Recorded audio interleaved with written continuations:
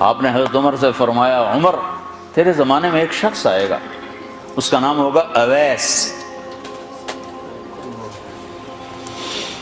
اس کا قبیلہ ہوگا مراد، اس کی شاخ ہوگی کرن، اس کا رنگ ہوگا کالا، قد ہوگا درمیانہ، اور ایک سفید نشان اس کے جسم پر ہوگا۔ جب وہ آئے تو تم اس سے دعا کرانا، علی تو بھی کرانا، عمر تو بھی کرانا، اور میں قسم کھا کے کہتا ہوں کہ اویس جیسوں سے دنیا بھر جائے تو عمر و علی کے ایک بدن کے بال کے برابر نہیں، لیکن اس کے ذریعے سے ایک پیغام آگے پہنچانا تھا۔ تو حضرت عمر اور حضرت علی حیران ہو کر دیکھنے لگے کہ ہمیں کہا جا رہا ہے کہ اویس سے دعا کروائیں، وہ ہم صحابی وہ تابعی۔ تو آپ نے فرمایا اس نے ماں کی ایسی خدمت کی ہے، جب وہ ہاتھ اٹھاتا ہے تو اللہ ہاتھ واپس خالی موڑتا ہی نہیں۔ یہ پیغام پہنچانا تھا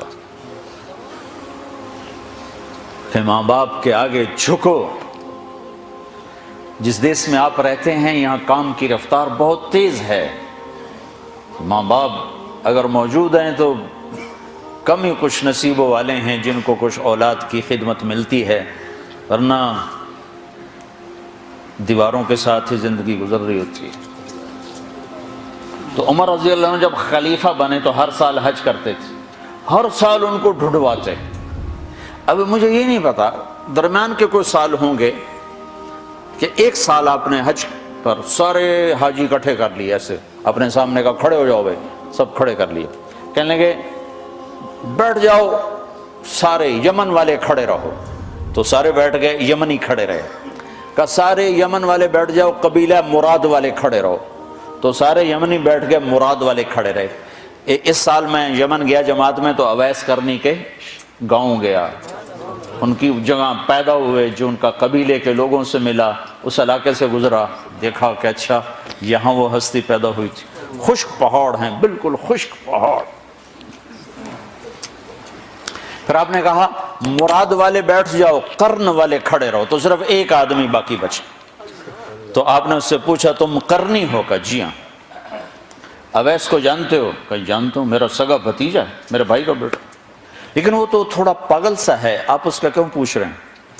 تو عمر رضی اللہ تعالیٰ عنہ رونے لگے، کہا وہ نہیں، تو پاگل نظر آتا ہے۔ پھر آپ نے پوچھا کدھر ہے؟ آیا ہوا ہے حج میں ہے؟ کہ جی ہے۔ کدھر ہے؟ کہ جو اونٹ چرانے نکلا تھا عرفات کی طرف۔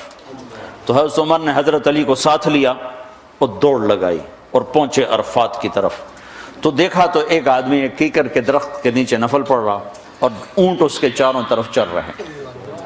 تو یہ دونوں حضرات بیٹھ گئے، تو انہوں نے اویس نے محسوس کیا کچھ آ گئے لوگ، تو انہوں نے نماز مختصر کر دی، سلام پھیرا۔ تو حضرت عمر نے پوچھا کون ہو بھائی؟ کہا جی مزدور ہوں۔ کہا تیرا نام کیا ہے؟ کہا جی اللہ کا بندہ۔ کہا بھائی ہم سارے کے بندے ہیں، میں پوچھ رہا ہوں جو نام تیری ماں نے تیرا رکھا وہ کیا ہے؟ تو وہ تو پہچانتا نہیں تھا کہ عمر کون ہے، علی کون ہے، وہ تو پہلی دفعہ حج پہ تھا۔ وہ کہنے لگا تم کون ہو میرا انٹرویو کرنے والے؟ انٹرویو تو میں اپنی طرف سے کہہ رہا ہوں۔ میں کہا تم کون ہو میرا پوچھنے والے؟ تو حضرت علی بولے یہ امیر المومنین ہیں عمر بن خطاب، اور میں ہوں علی بن ابی طالب۔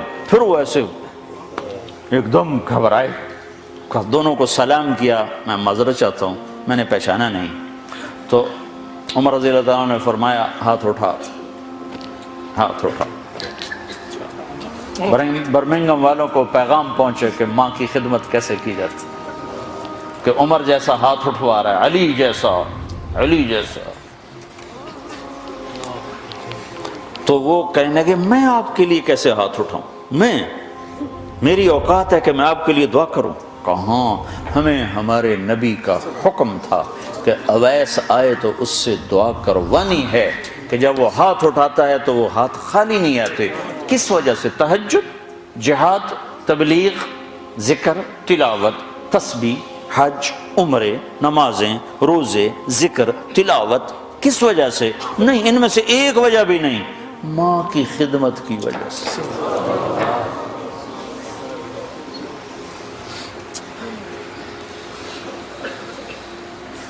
پھر ایک اور جگہ آپ نے فرمایا کہ لوگ جب جنت میں چلیں گے تو اویس بھی چلے گا، جب جنت کے دروازے پر پہنچے گے تو اللہ تعالیٰ فرمائیں گے اویس کو روک لو، باقی کو جانے دو۔ تو اویس گھبرا جائیں گے، کہیں گے یا اللہ مجھے کیوں روک لیا ہے؟ تو اللہ تعالیٰ فرمائیں گے ٹھہر جاؤ، جانے دو ان کو۔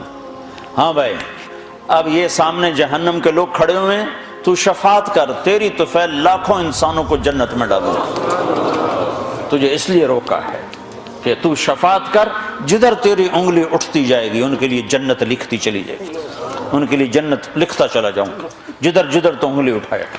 صرف پونڈ ہی سب کچھ نہیں، مائیں بھی بہت کچھ ہے، صرف پونڈ ہی سب کچھ نہیں ہے، باپ بہت کچھ ہیں۔